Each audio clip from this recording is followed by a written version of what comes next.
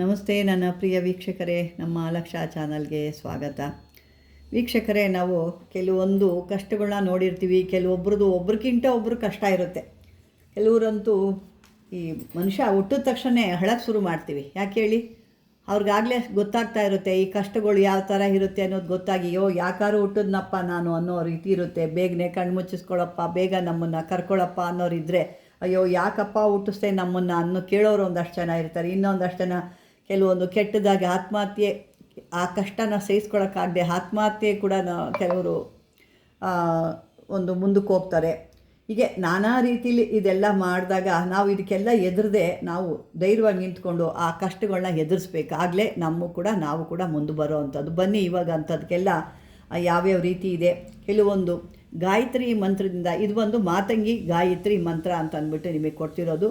ಈ ಮಂತ್ರದಿಂದ ನಿಮಗೆ ಎಷ್ಟು ಕಷ್ಟಗಳನ್ನ ನೀವು ಕಳಿಬೋದು, ಎಷ್ಟು ಕಷ್ಟಗಳಿಂದ ದೂರ ಆಗ್ಬೋದು, ನಿಮ್ಮಲ್ಲಿರುವಂಥ ಕೆಲವು ದುಷ್ಟ ಶಕ್ತಿಗಳು ಯಾವ ರೀತಿ ದೂರ ಆಗ್ಬೋದು. ಕೆಲವು ಎಷ್ಟೋ ವರ್ಷಗಳಿಂದ ಕಾಯಿಲೆ ಇದೆ, ಹಳೇ ಕಾಯಿಲೆ ಆಗೋಗಿದೆ, ಹಾಸ್ಪಿಟ್ಲಲ್ಲಿ ಕೂಡ ಆಗಲ್ಲ ಅಂತಾರೆ, ಈ ಮುಗ್ದೋಗಿದೆ, ಇನ್ನು ಹಾಸ್ಪಿಟ್ಲಲ್ಲೇ ಆಗಲ್ಲ ಅಂದಮೇಲೆ ವೈದ್ಯರ ಕೈಲಾಗದಿದ್ದು ನಮ್ಮ ಕೈಲಾಗುತ್ತಾ ಅನ್ನೋರು ಕೂಡ ಈ ಗಾಯತ್ರಿ ಮಂತ್ರನ ಕೆಲವೊಂದು ಸಮಯದಲ್ಲಿ ನೀವು ಹೇಳೋದ್ರಿಂದ ಅದು ಕೂಡ ನಿಮಗೆ ವಾಸಿ ಆಗುತ್ತೆ. ಕೆಲವೊಂದು ವ್ಯಾಪಾರ ಉದ್ಯೋಗದಲ್ಲಿ ತೊಂದರೆ ಇರೋರು ಕೂಡ ಇದನ್ನು ಹೇಳಿದಾಗ ಅವ್ರಿಗೂ ಕೂಡ ಆದರೂ ಒಂದು ಒಳ್ಳೆಯದಾಗುತ್ತೆ. ಇನ್ನು ಕೆಲವ್ರಿಗಂತೂ ಈ ಹೊಲ ಮನೆ ಏನೋ ಹೊಸ್ದಾಗಿ ಕಟ್ಟಬೇಕು ಮಾಡಬೇಕು ಅನ್ನೋರು ಕೂಡ ಕೆಲವು ರಾಶಿ, ಕೆಲವೊಂದು ನಕ್ಷತ್ರ ಅಂತಿರುತ್ತೆ, ಸುಮ್ಮನೆ ನೀವು ಹೇಳ್ಕೊಳ್ಳೋದಲ್ಲ, ಅವ ರಾಶಿಗೆ ಅವ ಮಂತ್ರ ಅಂತ ಬರುತ್ತೆ. ಆ ಥರ ನೀವು ಮಾಡಿಕೊಂಡಾಗ ಅದು ನಿಮಗೆ ಒಳ್ಳೆಯ ಒಂದು ರೀತಿ ಫಲ ಕೊಡುತ್ತೆ. ಅದು ನಾನು ಮುಂದಿನ ವಿಡಿಯೋದಲ್ಲಿ ಹೇಳ್ತೀನಿ. ಒಂದೇ ವಿಡಿಯೋದಲ್ಲಿ ಇಷ್ಟು ಹೇಳಿದಾಗ ಜಾಸ್ತಿ ಲೆಂತ್ ಕೂಡ ಆಗುತ್ತೆ, ಜಾಸ್ತಿ ನಿಮಗೂ ನೋಡಲಿಕ್ಕೆ ಕಷ್ಟ ಅನಿಸುತ್ತೆ.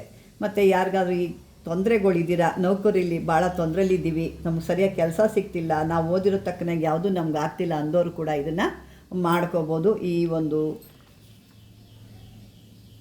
ಗಾಯತ್ರಿ ದೇವಿ ಅಂದ್ರೆ ಮಹಾನ್ ಶಕ್ತಿಯ ದೇವಿ ಅಂಥದಕ್ಕೆ ಎಲ್ಲ ಈ ಕೆಲವ್ರಿಗೆ ಬ್ಲಡ್ ಪ್ರೆಷರು, ಈ ಒಂದು ತೊದಲಿಕೆ, ಮಾತುಗಳನ್ನ ಸ್ಪಷ್ಟವಾಗಿ ಮಾತಾಡೋಕ್ಕಾಗ್ತಿರೋದು, ಈ ವಾತ ರೋಗ ಅಥವಾ ಶುಗರು ಮಧುಮೇಹ ಅಂತೀವಲ್ವ, ಆ ಥರ ಶುಗರು ಏನಾದ್ರು ಇದ್ದರೆ, ಅಥವಾ ಹೃದಯದಲ್ಲಿ ಏನಾದ್ರು ತೊಂದರೆ ಇದೆ, ಬ್ಲಡ್ ಪ್ರೆಷರ್ ಇದ್ದರೆ, ಈ ಒಂದು ಸಿಹಿ ಮೂತ್ರ ಅಂತ ಹೇಳ್ತಾರೆ, ಇದೆಲ್ಲ ಗೂರ್ಲು, ರಕ್ತ ಈ ಸೋರುವಿಕೆ, ಸ್ತ್ರೀಯರ ಒಂದು ಹೆಣ್ಣು ಮಕ್ಕಳ ಒಂದು ತಿಂಗಳ ಮುಟ್ಟು ಅಥವಾ ಬಿಳಿ ಬಟ್ಟೆ ಅಂತ ಹೇಳ್ತೀವಿ, ಬಿಳಿ ಮುಟ್ಟು ಅಂತ ಕೂಡ ಹೇಳ್ತಾರೆ. ಇವೆಲ್ಲ ಆದಾಗಿ ಕೆಲವು ಇನ್ನೂ ಸಾಕಷ್ಟಿದ್ದಾವೆ. ನಾನು ಇಲ್ಲಿ ಸ್ವಲ್ಪ ನಿಮಗೆ ಕೊಡ್ತಾ, ಇಂಥವಕ್ಕೆಲ್ಲ ಆ ಮಹಾತಾಯಿ ಅವರವರ ರಾಶಿಗೆ ತಕ್ಕನಾಗೆ ಮಂತ್ರಗಳಿರುತ್ತೆ. ಆ ಮಂತ್ರಗಳು ಹೇಳ್ಕೊಂಡಾಗ ನಿಮ್ಮ ಕಷ್ಟಗಳು ಕೂಡ ಎಷ್ಟೋ ಪರಿಹಾರ ಆಗುತ್ತೆ. ಅದು ನಾನು ಮುಂದಿನ ಒಂದು ಇನ್ನೊಂದು ಇದರಲ್ಲಿ ನಾನು ಕೂಡ ಅಪ್ಲೋಡ್ ಮಾಡ್ತೀನಿ. ಈಗ ಇದನ್ನು ನಾನು ಇವತ್ತು ನಿಮಗೇನು ಕೊಡ್ತಾಯಿದ್ದೀನಿ ಅಂದರೆ, ಈ ಒಂದು ಚಕ್ರ, ಈ ಚಕ್ರನ ನೀವು ಯಾವ್ದ್ರ ಮೇಲಾದರೂ ಬರಿಬೋದು. ನಿಮ್ಮ ಇದು ಭುಜಪತ್ರಲ್ಲಿ ಬರಿತೀರಾ ಅಥವಾ ತಾಮ್ರದ ರೇಖೆಯಲ್ಲಿ ಬರಿತೀರಾ, ಅದು ನಿಮಗೆ ಸೇರಿದ್ದು. ಇಲ್ಲ ಅಂದರೆ ನಿಮಗಿನ್ನೂ ಶಕ್ತಿ ಇದೆ, ಬೆಳ್ಳಿಲಿ ಕೂಡ ನೀವು ಬರ್ಕೋಬೋದು. ಈ ಮಂತ್ರನ ನೀವು ಮೊದಲು 1000 ಪ್ರತಿದಿನ 1000 ಸಲ ಜಪ ಮಾಡಬೇಕು. ಜಪ ಮಾಡಿ ನಿಮಗೆ ಎಷ್ಟು ದಿನ ಆದರೂ, ಒಟ್ಟಲ್ಲಿ ಒಂದು ದಿನಕ್ಕೆ 1000 ಮಾತ್ರ ಇರುತ್ತೆ. ಅದ್ರ ಮೇಲೆ ನೀವಿನ್ನೂ ಎಷ್ಟು ದಿನ ಆದರೂ ಮಾಡ್ಬೋದು, ಅಥವಾ ನೀವು ಜೀವ ಇರೋವರು ಕೂಡ ಮಾಡ್ಕೋಬೋದು. ಇದರಲ್ಲಿ ಯಾವುದೇ ತೊಂದರೆ ಇಲ್ಲ. ನೀವು ಮಾಡಿದಷ್ಟು ನಿಮಗೆ ಒಳ್ಳೆಯ ಅಭಿವೃದ್ಧಿ ಆಗುತ್ತೆ ಹೊರತು ಒಂದು ಯಾವುದೇ ರೀತಿ ತೊಂದರೆ ಆಗಲ್ಲ. ಬನ್ನಿ ಇವಾಗ ಇದಕ್ಕೆ ಈ ಮಂತ್ರನ ಹೇಳಿಕೊಂಡು ನಿಮ್ಗೆ ಅಕಸ್ಮಾತ್ ಯಾರು ತೊಂದರೆ ಕೊಡ್ತಿದ್ದಾರೆ ಅಂದರೆ ಈ ಮಂತ್ರನ ಹೇಳಿಕೊಂಡು ಆ ಕೆಟ್ಟ ಜನಗಳಿಂದ ಉಂಟಾಗುವಂಥ ತೊಂದರೆ ಕೂಡ ಹೋಗುತ್ತೆ. ಅಂದರೆ ಅಲ್ಲಿ ಹೆಸರು ಹಾಕ್ಕೋಬೇಕು. ಈ ಏನು ಮಂತ್ರ ನೋಡ್ತಿದ್ದೀರಾ, ಆ ಮಂತ್ರ ನಾನು ಕೊಡ್ತೀನಿ, ನೀವು ಚಕ್ರ ತೋರಿಸಿದ್ದೀನಿ, ಮಂತ್ರ ನಾನು ಕೊಡ್ತೀನಿ. ಈಗ ಅದನ್ನು ಹೇಳಿಕೊಂಡು ನೀವು ಜಪ ಮಾಡಿದಾಗ ಅವ್ರ ಹೆಸರು ಹೇಳ್ಕೊಂಡು ಆ ದುಷ್ಟ ಜನಗಳಿಂದನ ಅಥವಾ ನಿಮಗೆ ಏನು ಕೆಟ್ಟದ್ದು ಮಾಡಬೇಕು ಅಂತಲ್ಲ ಆ ಜನಗಳಿಂದ ಕೂಡ ದೂರ ಹಾಕ್ತಾರೆ ನಿಮಗೆ. ಅಂದರೆ ಈ ಒಂದು ಯಂತ್ರ ಆದರೆ ನೀವು ಮಾಡ್ಕೋಬೋದು, ಇಲ್ಲಾಂದರೆ ಬರೀ ಮಂತ್ರದಲ್ಲಿ ಕೂಡ ಮಾಡ್ಕೋಬೋದು ನೀವು. ಅದಿನ್ನೂ ಸಾಕಷ್ಟು ಇದೆ. ಯಾಕೆ ನಾನು ಮೊದಲೇ ಹೇಳ್ದಂಗೆ ಕೆಲವೊಂದು ಮಂತ್ರಗಳು ರಾಶಿಯ ಮೇಲೆ, ಅವರವರ ರಾಶಿ ಮೇಲೆ ಮಂತ್ರಗಳು ಬರುತ್ತೆ.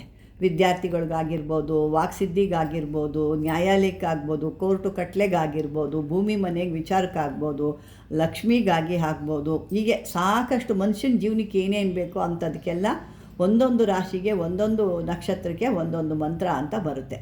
ಅದನ್ನು ಮುಂದಿನ ಒಂದು ವಿಭಾಗದಲ್ಲಿ ತಿಳ್ಕೊಳ್ಳೋಣ. ಇವತ್ತು ಇದನ್ನು ನೀವು ಪೂಜೆ ಮಾಡಿ ಈ ಒಂದು ಯಂತ್ರನ ಬರೆದು ಅದನ್ನು ಒಂದು ದೇವರ, ನಿಮ್ಮ ಮನೆ ದೇವರ ಸಾನ್ನಿಧ್ಯದಲ್ಲಿ ಇಡಬೇಕು. ಮನೆಯ ಸಾನ್ನಿಧ್ಯದಲ್ಲಿ ಇಟ್ಟು, ಅಂದರೆ ದೇವ್ರುಗಳ ಹತ್ರ ಇಟ್ಟು, ನೀವೇನು ಪೂಜೆ ಮಾಡ್ತೀರಲ್ವ ಅಲ್ಲಿ ಇಟ್ಟು ಇದನ್ನು ಪೂಜೆ ಮಾಡಿ, ದಿನ ಪೂಜೆ ಮಾಡಿ. ನೀವು ಏನು ತೊಂದರೆ ಇರೋದಿಲ್ಲ. ಭೋಜಪತ್ರಲ್ಲಿ ಮಾಡಿದಾಗ ಇದಕ್ಕೆ ಅಭಿಷೇಕ ಮಾಡಲಿಕ್ಕಾಗಲ್ಲ, ಅದು ಏನೋ ಸ್ವಲ್ಪ ಕಡ್ಡಿ ಗಿಡ್ಡಿ ಸೋಗ್ತಾ ಹರಿದೋಗುತ್ತೆ. ಅದಕ್ಕಾಗಿ ನೀವೇನು ಮಾಡ್ತೀರಾ, ತಾಮ್ರದ ಇದರಲ್ಲಿ ಬರೆದ್ರೇ ನಿಮಗೂ ಒಳ್ಳೇದು ಅನಿಸುತ್ತೆ. ಯಾಕೆಂದರೆ ಅದ್ರ ಮುಂದಕ್ಕೆ ನೀವು ಏನೇ ಮಾಡಿದ್ರು ಅದೇನು ತೊಂದರೆ ಆಗಲ್ಲ. ಅಭಿಷೇಕ ಕೂಡ ಮಾಡ್ಬೋದು, ಮತ್ತು ಕುಂಕುಮಾರ್ಚನೆ ಕೂಡ ಮಾಡ್ಬೋದು. ಯಾವುದೇ ರೀತಿ ಮಾಡಿದ್ರು ಅದಕ್ಕೆ ತೊಂದರೆ ಇಲ್ಲ. ಅದರಿಂದ ಮಾಡಿಕೊಂಡ್ರೆ ಒಳ್ಳೆಯದು ಅಂತೀನಿ. ಈ ಮಂತ್ರನ ಮಾಡಿಕೊಂಡಾಗ ನಿಮಗೆ ಮನೆಯಲ್ಲಿ ಆ ಶತ್ರು ಯಾರಿದ್ರು, ಆ ಶತ್ರುಗಳಿಂದ ಕಾಟ ಇದ್ದರೆ ಆ ಶತ್ರುಗಳಿಂದ ನಿಮಗೆ ರಕ್ಷಣೆ ಸಿಗುತ್ತೆ. ದೇಹದಲ್ಲಿ ಬಾಧೆ ಇದ್ದಾಗ ಈ ಮಂತ್ರ ಹೇಳ್ಕೊಳ್ತಾ ಇದ್ದಂಗೆ ನಿಮ್ಗೆ ಆ ಬಾಧೆ ಕೂಡ ಹೋಗುತ್ತೆ. ಮನೇಲಿ ಮಕ್ಕಳುಗಳು ಹೇಳಿದ ಮಾತು ಕೇಳ್ತಾ ಇಲ್ಲ ಅಂದ ಕೂಡ ಈ ಒಂದು ಚಕ್ರದಿಂದ ಬರೆದು ಆ ಮಂತ್ರ ಹೇಳ್ಕೊಂಡಾಗ ಅದು ಕೂಡ ನಿಮಗೆ, ಆ ಮಕ್ಕಳು ಕೂಡ ಒಂದು ಒಳ್ಳೆ ನಡೆ ನುಡಿ, ಒಂದು ದಾರಿಯಲ್ಲಿ ಒಂದು ಇದರಲ್ಲಿ ಹೋಗ್ತಾರೆ. ಇದರಲ್ಲಿ ಇನ್ನೂ ಸಾಕಷ್ಟು ಇರೋದರಿಂದ ನಿಮಗೆ ನಾನು ಈಗ ಸದ್ಯಕ್ಕೆ ನಿಮ್ಗೆ ಹೇಳ್ತಿರೋದು, ಈ ಒಂದು ಚಕ್ರ ಬರ್ಕೊಳ್ಳಿ. ಮೊದಲು ಚಕ್ರ ಬರ್ಕೋಬೇಕು. ಚಕ್ರ ಬರೆದು ಅದಕ್ಕೆ ಮಾಮೂಲಿ ಅಂದರೆ ಚಕ್ರ ಅಂದರೆ ನೀವು ಅಂಗಡೀಲಿ ತಂದುಬಿಟ್ಟು ಹಂಗೆ ಮಾಡೋದಲ್ಲ, ಅದನ್ನು ಶುದ್ಧಿ ಮಾಡ್ಕೋಬೇಕು. ಶುದ್ಧೀಕರಣ ಮಾಡಿ ಲಾಸ್ಟಲ್ಲಿ ಅದಕ್ಕೆ ಒಂದು ನಿಂಬೆಹಣ್ಣ ಕಟ್ ಮಾಡಿ ಅದನ್ನು ಆ ಒಂದು ರಸದಲ್ಲಿ ಉಜ್ಜಿ ತೊಳೆದು ಅದನ್ನು ಶುದ್ಧ ಮಾಡ್ಕೋಬೇಕು. ಶುದ್ಧ ಮಾಡಿ ಆದಮೇಲೆ ಒಂದು ಒಳ್ಳೆ ಬಟ್ಟೆ ತೊಗೊಂಡೆಲ್ಲ ಒರೆಸಿ ಆದಮೇಲೆ ಅದನ್ನು ಈ ರೀತಿ ಚಕ್ರ ಬರ್ಕೋಬೇಕು. ನೀವು ಚಕ್ರ ಬರೆದು ಅದರಲ್ಲಿ ಇರೋವಂಥ ಕೆಲವೊಂದು ಬೀಜಾಕ್ಷರಗಳು ಏನಿದ್ದಾವೆ ಆ ಬೀಜಾಕ್ಷರಗಳೆಲ್ಲ ಬರ್ಕೋಬೇಕಾಗತ್ತೆ. ಅದಿನ್ನೂ ಮೇಲೆ ಸ್ವಲ್ಪ ಎಲ್ಲ ಹೋಗಿದೆ, ಇನ್ನೊಂದು ಅಕ್ಷರ ತೋರಿಸ್ತೀನಿ ನಾನು ನಿಮಗೆ. ಮಾಡ್ಕೊಂಡು ಆದಮೇಲೆ ಇದನ್ನು ಮನೆಯಲ್ಲಿ ಸದಾನಿದ ಇಟ್ಟು ಪೂಜೆ ಮಾಡಬೇಕಂದ್ರೆ ಇದಕ್ಕೆ ಮಡಿ ಭಾಳ ಬೇಕಾಗುತ್ತೆ. ಅಶುದ್ಧ ಇದ್ದಾಗ ಇದನ್ನು ಯಾವುದೇ ರೀತಿ ಮುಟ್ಟಬಾರ್ದು. ಇದನ್ನು ನೀವು ಒಂದು ತಟ್ಟೆಯಲ್ಲಿ ಅಕ್ಕಿನೋ ಅಥವಾ ಭತ್ತನೋ ಏನೋ ಹಾಕಿ ಅದ್ರ ಮೇಲೆ ಇದನ್ನು ಸ್ಥಾಪನೆ ಮಾಡಬೇಕು. ಅಥವಾ ನಿಮ್ಮಲ್ಲಿ ಒಂದು ಹುಡ್ಡು ಅಂದರೆ ಮರ, ಯಾವುದೋ ಟೀ ಕುಡ್ಡು, ರಕ್ತ ಚಂದನದ್ದು ಯಾವುದೋ ಒಂದು ಹಲಿಗೆ ಇದೆ, ಇದ್ರಿಗೆ ಹಿಡಿಯೋ ಅಷ್ಟು ಹಲಿಗೆ, ಅಂದರೆ ಅದಕ್ಕೆ ತಾಮ್ರದ್ದು ಮಳೆಗಳು ಬರುತ್ತೆ, ಸಣ್ಣ ಸಣ್ಣದು ಬರುತ್ತೆ. ಆ ತಾಮ್ರದ್ದು ಮಳೆಗಳಿಂದ ಆ ಹಲಿಗೆ ಮೇಲೆ ಹೊಡೆದ್ಬಿಟ್ರೆ ಅದು ಯಾವುದೇ ರೀತಿ ಮಡ್ಚ್ಕೊಳ್ಳಲ್ಲ, ಏನಿಲ್ಲ. ನೀವು ಹೆಂಗೆ ಬೇಕೋ ಆಗ ಇಟ್ಟು ಪೂಜೆ ಮಾಡ್ಬೋದು. ಆ ರೀತಿ ಕೂಡ ಮಾಡ್ಕೊಬೋದು. ಇದನ್ನು ಆ ರೀತಿ ಮಾಡ್ಕೊಂಡು ಪ್ರತಿದಿನ ಇದು ಪೂಜೆ ಮಾಡ್ತಿದ್ದಾಗ ನಿಮಗೆ ಯಾವುದೇ ದಾರಿದ್ರ್ಯ ಆಗಲಿ, ದುಃಖ ಆಗಲಿ, ಶತ್ರುಗಳಾಗಲಿ, ನಿಮ್ಮ ರೋಗಗಳಾಗಲಿ ಯಾವುದೂ ನಿಮಗೆ ಕಾಡಲ್ಲ. ಈ ಒಂದು ಮಾತಂಗಿ ಭಾಳ ಅದ್ಭುತವಾದಂಥ ಮಾತಂಗಿ ಇದು. ಈ ಮಾತಂಗಿ ಯಂತ್ರನ ನೀವು ಮಾಡ್ಕೊಳ್ಳಿ.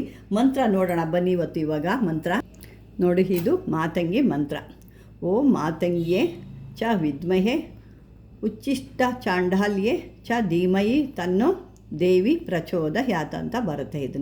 ಇದನ್ನು ಹೇಳ್ಕೊಂಡು ನೋಡಿ, ಇಲ್ಲೂ ಕೆಲವೊಂದು ಇದರೊಳಗೆ 2 ಥರ ಬರುತ್ತೆ. ಒಂದು ಬರೀ ಮಾತಂಗಿ, ಇನ್ನೊಂದು ಬಂದು ಉಚ್ಚಿಷ್ಟ ಮಾತಂಗಿ. ಇಲ್ಲಿ ಉಚ್ಚಿಷ್ಟ ಚಂಡಾಳಿನಿ ಅಂತ ಕೊಟ್ಟಿದ್ದಾರೆ ನೋಡಿ, ಆ ರೀತಿ ಕೂಡ ಬರುತ್ತೆ. ಅದರಲ್ಲಿ ಇದನ್ನು ನೀವು ಮಾಡ್ಕೊಳ್ತಾರೆ. ಇದು ಸಾತ್ವಿಕವಾಗಿ ಮಾಡ್ಕೊಳ್ಳೋ ಅಂಥದ್ದು. ಅದು ಉಚ್ಚಿಷ್ಟ ಚಾಂಡಾಳಿನಿ ಮಾತಂಗಿ ಅಂದರೆ ಅದು ಬೇರೆ ರೀತಿಲಿ ಬರುತ್ತೆ. ಇದು ಬಂದು ಮಾಮೂಲಿಯಾಗಿ ಶುದ್ಧವಾಗಿ ಮಾಡೋ ಅಂಥ. ಇದನ್ನು ಶುದ್ಧವಾಗಿ ಬೆಳಗ್ಗೆ ಎದ್ದು ಅಥವಾ ಬ್ರಾಹ್ಮಿ ಮುಹೂರ್ತದಲ್ಲಿ ಎದ್ದೊಳ್ತೀರಾ, ಅಥವಾ ಆಗಲಿಲ್ಲ ನಮ್ಮ ಕೆಲಸ ಕಾರ್ಯಗಳಿದ್ದಾವೆ ಅಂದ್ರಾಗೆ ನೀವು ಸಂಜೆ ಹೆಂಗೂ ದೀಪಾಚ ಸಮಯದಲ್ಲಿ ಕೂತ್ಕೊಂಡು ಕೂಡ ಈ ಒಂದು ಮಂತ್ರ ಹೇಳ್ಕೊಬೋದು. ನಿಮಗೆ ಯಂತ್ರ ನಮಗೆ ಮಾಡ್ಕೊಳಕ್ಕಾಗಲ್ಲ ಅಂದರೆ ಬರೀ ಮಂತ್ರ ಕೂಡ ಹೇಳ್ಕೊಂಡು ನಿಮ್ಮ ಕಷ್ಟಗಳನ್ನ ಹೇಳ್ಕೊಂಡು ಆ ಮಂತ್ರನ, ಅಂದರೆ ಆ ಒಂದು ಮಾಲೆ, ಯಾವುದೋ ರುದ್ರಾಕ್ಷಿ ಮಾಲೆ ಕೂಡ ಆಗ್ಬೋದು. ರುದ್ರಾಕ್ಷಿ ಮಾಲೆ ಅಥವಾ ಸ್ಫಟಿಕ ಮಾಲೆ ತೊಗೊಂಡು ನೀವು ಅದನ್ನು 100,000 ಬಾರಿ ಒಂದು ದಿನಕ್ಕೆ 1,000 ಮಾಡಬೇಕು.